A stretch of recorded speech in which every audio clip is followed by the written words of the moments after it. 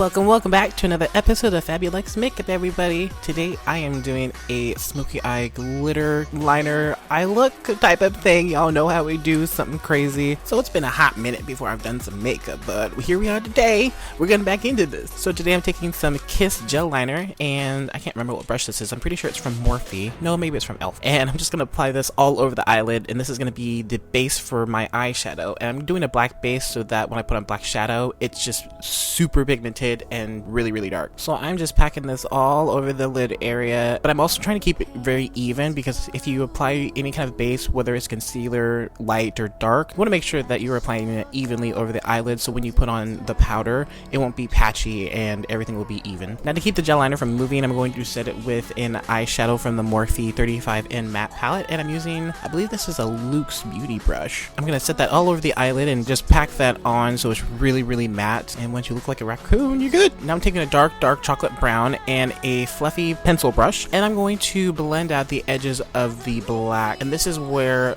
using a darker color, a little bit lighter than the black, but a little bit darker than the transition shade, so that way you don't get any harsh lines, and then you also aren't just left with really rounded black eyeshadow of death. So go ahead and just use a little bit lighter color, and that'll make your day a lot easier. Now this glitter liner is from Stila. This is their liquid eyeshadow, and I'm using it as a liner, and I actually had to do 2 layers of this so it was nice and pigmented. Otherwise it just works really well as a glitter eyeshadow, and it stays really well for glitter, and there's really not any fallout. This is in the shade Golden Goddess.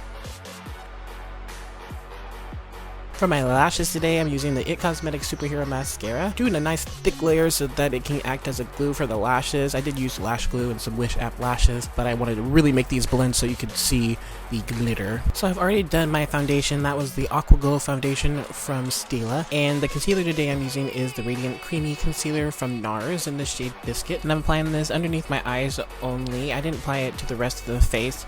I don't know why. I think I was just trying to focus the look towards the darkness of the eyes rather than sculpting the face too much.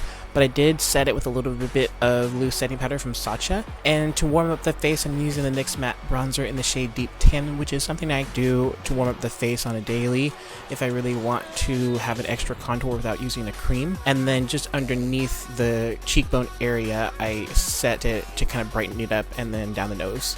And then contoured the nose area with the matte bronzer as well.